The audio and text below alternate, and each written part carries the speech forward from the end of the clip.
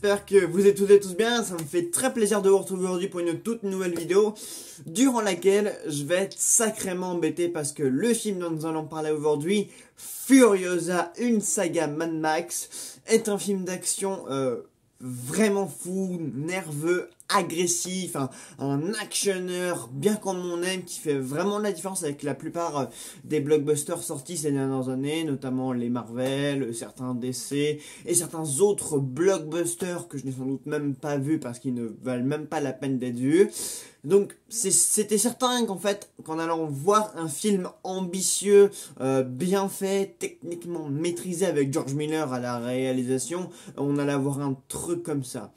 Le problème, c'est que je suis embêté parce que je suis resté complètement en dehors de cette histoire et qu'à aucun moment je n'ai réussi à vraiment m'impliquer et à vraiment m'investir autant dans cette histoire que je l'aurais voulu. Autant par exemple que je m'étais investi dans Mad Max Fury Road, qui pour moi est largement supérieur à Furiosa. Voilà, c'est vrai que j'avais lu des retours qui disaient que les deux films étaient assez similaires dans la forme évidemment, mais en même temps c'est voilà, les Mad Max, enfin j'ai pas vu la trilogie originale, c'est vrai, grand défaut à moi, mais j'ai vu Fury Road qui est pour moi un des plus grands films d'action de la dernière décennie, vraiment entre l'interprétation de Charlize Theron, la plupart des scènes d'action, notamment la grande séquence de la tempête et tout. Enfin voilà, moi c'est la quête la relation qui unissait Max et Furiosa dans le film précédent. Moi j'avais totalement adhéré à cette histoire, voilà, ce road trip bien nerveux entre ces deux personnages et à la fois l'antagoniste Immortan Joe, que je trouvais vraiment effrayant dans le film d'avant. Tout ça m'avait vraiment plu, donc aussi bien l'histoire que la technique m'avait vraiment foutu une grosse like précédemment. Et là, malheureusement, les personnages, j'ai pas du tout réussi à m'investir, enfin, pas tout du long. Voilà, à certains moments, pendant certaines séquences, à certains moments bien précis, genre pendant la fin, parfois j'étais investi dans l'histoire, parfois le film se réveillait un petit peu et j'étais avec les personnages. Mais la plupart du temps, j'étais pas avec eux, j'arrivais pas à être avec eux, j'arrivais pas à m'impliquer dans cette histoire. Donc ça déjà, c'est quelque chose malheureusement qui m'est personnel, hélas. Et je vous assure qu'en fait ça m'ennuie toujours énormément quand je trouve qu'un film a tout à m'apporter en tant que blockbuster, que c'est vraiment du lourd et du solide et que vraiment c'est waouh quoi, parce que quand tu vois Furiosa, tu vois la différence avec la plupart des mauvais blockbusters que tu as vu précédemment. Mais malheureusement, quand toi, t'es pas réceptif à l'histoire qui t'a racontée, c'est un peu compliqué. Voilà. Et pourtant, l'univers de Mad Max, du coup, ça me parle, vu que j'avais adoré Fury Road, comme beaucoup d'autres gens qui trouvent que ce film est un chef-d'œuvre absolu. Et je trouve aussi que c'est quand même un sacré banger, voilà, pour reprendre certains termes qui sont utilisés sur les réseaux sociaux pour définir à quel point un film est une dinguerie. Ça aussi, c'est un terme qui est récurrentement utilisé. Mais ouais, Furiosa, en fait, en tant que film en lui-même, j'ai bien aimé, mais c'est son histoire, je sais pas. Et peut-être parce que pour moi, il a des enjeux qui sont assez incertains, assez obscurs, assez étendus, je dirais, parce qu'en fait, on a quand même beaucoup de méchants. Furiosa elle-même va croiser la route de beaucoup de personnes qui suivent eux-mêmes un chemin qu'on comprend pas toujours forcément. En fait, dans ce film, il y a beaucoup de choses qui sont installées, beaucoup d'éléments, beaucoup de personnages qui sont là, beaucoup de méchants qui agissent. Il y a énormément de choses qui se passent dans ce film. Voilà, Furiosa, c'est quand même un film qui est très chargé au niveau dans l'action que dans ce qui se passe, et j'ai l'impression en fait que les enjeux, enfin on a une quête on a la quête de Furiosa, donc une quête de vengeance, voilà, puisqu'elle tombe au début aux mains d'un groupe de motards, donc mené par le personnage de Chris Hemsworth, que je trouve d'ailleurs excellent. Ça pour moi d'ailleurs c'est un élément vraiment incroyable du film, c'est que Chris Hemsworth pour moi c'est un de ses plus grands rôles depuis un petit moment, voilà, parce que c'est vrai qu'on l'avait beaucoup vu chez Marvel, mais on l'a aussi vu dans certains films d'action, les Tyler Rake, mais bon, dans le Tyler Rake, c'est pas le genre de film où il peut le plus valoriser ce talent d'acteur, alors que là, par contre, j'ai trouvé qu'il avait une performance vraiment habitée, vraiment bonne, vraiment mémorable, surtout lors de certaines scènes où il est dans une espèce de folie, enfin oui, ou ça, parce que son personnage de méchant est un personnage fou, et il y a vraiment certaines scènes où vraiment il donne beaucoup de sa personne pour vraiment habiter ce méchant, pour vraiment être dans son personnage, et ça fonctionne très bien. Tout comme Anya Taylor-Joy en fait, qui fait un travail vraiment excellent en Furiosa.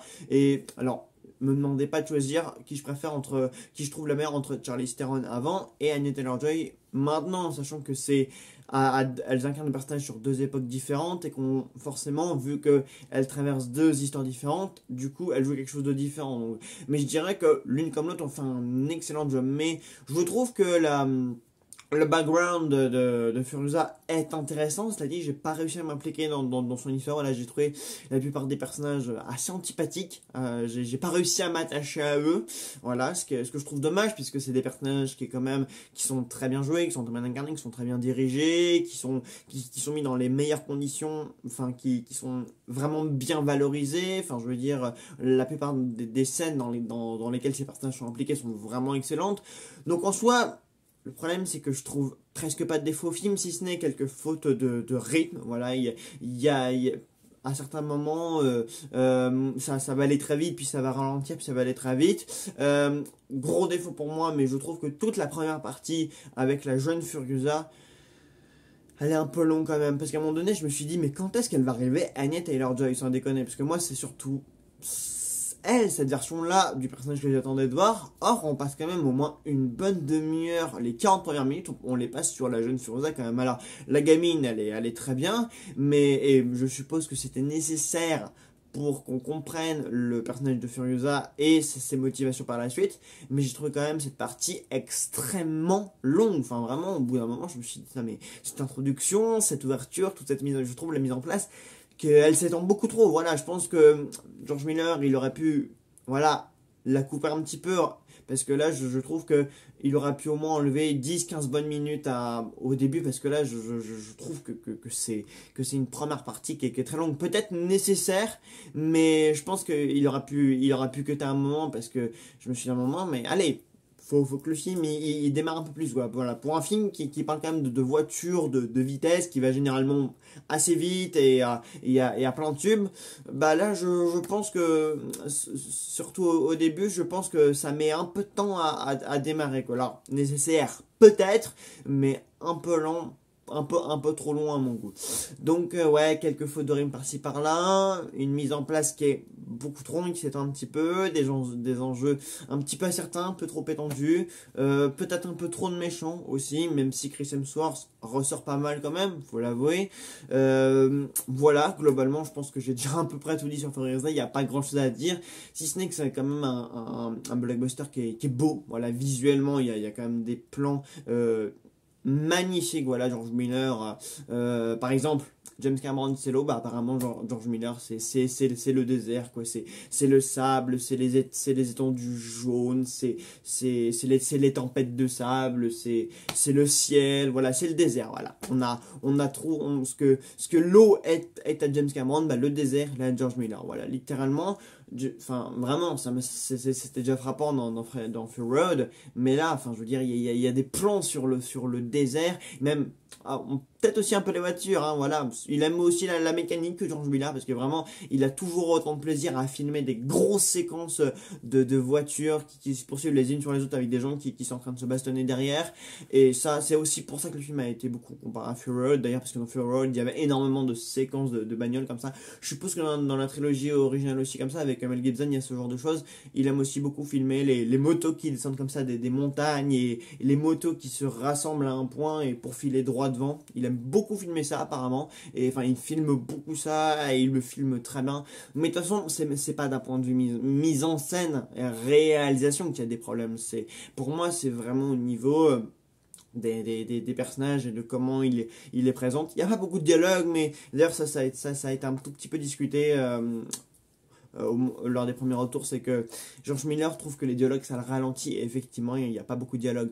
Peut-être que c'est aussi pour ça que j'ai eu un petit peu de mal à m'identifier au personnage, parce qu'ils parlent pas beaucoup, et donc logiquement, vu qu'ils agissent plus qu'ils ne parlent, parce qu'il y a quand même 90% d'action et quoi, peut-être 20-30% de dialogue, ce qui est quand même assez peu, et peut-être que le dialogue, l'absence de dialogue est un élément qui m'a empêché d'adhérer vraiment à ce que me proposait ce récit. C'est possible, C'est une théorie. Mais bon, vu que dans Fury Road, il n'y avait pas davantage de dialogue. Enfin, je compare beaucoup les deux films parce que quand même, les deux films ont une histoire différente, mais ont une technique et ont quand même une approche similaire. Donc voilà, c'était mon avis sur Mad Max Furiosa. Voilà, pas Fury, mais enfin Furiosa Insaga Mad Max. Film que je vous recommande parce que si vous êtes amateur de films d'action, vous devriez apprécier celui-là. C'est même sûr et certain. Pas parce qu'il y a de très bons retours, mais voilà, parce que c'est quand même un film d'action qui fait quand même la différence, qui s'impose, qui est vraiment bon, qui est quand même, qui va devenir majeur, je pense. Voilà, il y a quand même énormément d'éléments qui en font un film très solide, très chargé, mais pas sans défaut. Voilà, bah écoutez, j'espère que ma critique vous aura plu. Voilà, Furiosa, j'étais quand même impatient d'aller le voir et le film ne m'a pas déçu. Voilà, même si de mon côté, il y a quand même une non-réception sur certains éléments, je vous le recommande quand même. Voilà, bah écoutez, j'espère que le film, si vous l'avez déjà vu, vous a plu. Si vous comptez aller le voir, vous plaira. Et puis on se retrouve très très vite pour une nouvelle vidéo. Salut à tous.